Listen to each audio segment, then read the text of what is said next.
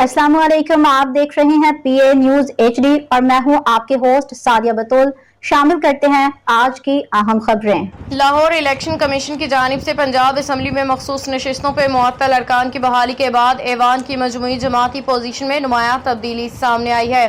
Punjab assembly में बहाली होने वाली खवातीन और अक़लियती नशिस्तों के बाद मुस्लिम लीग नून समेत दीगर जमातों की असम्बली में अददी ताकत में इजाफा हो गया है। इलेक्शन कमीशन के नोटिफिकेशन के बाद पंजाब असम्बली में मुस्लिम लीग नून की खवातीन के लिए मखसूस नशिस्तों पर अरकान की तादाद 36 से बढ़ के 57 हो गई, जबकि अक़लियतों के लिए मखसूस नशिस्तों पर नून लीग के अरकान की तादाद 5 से बढ़ के 7 हो गई है।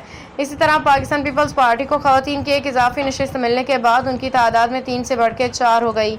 अक़लियतों के एक मखसूस नशिस्त भी पीपल्स पार्टी के हिस्से में आई, जिससे असम्बली में पार्टी के मजमूई अरकान की तादाद 14 से बढ़ के 16 हो गई। मुस्लिम लीग काफ की खवातीन के लिए मखसूस नशिस्तें 2 से बढ़ के 3 हो गई हैं, जबकि इस्तेकाम पाकिस्तान पार्टी की भी खवातीन के एक इजाफी नशिस्त मिलने के बाद उनकी तादाद 1 से बढ़ के 2, मजमूई तौर पर इस्तेकाम पाकिस्तान पार्टी के अरकान की तादाद 6 से बढ़ के 7 हो गई है।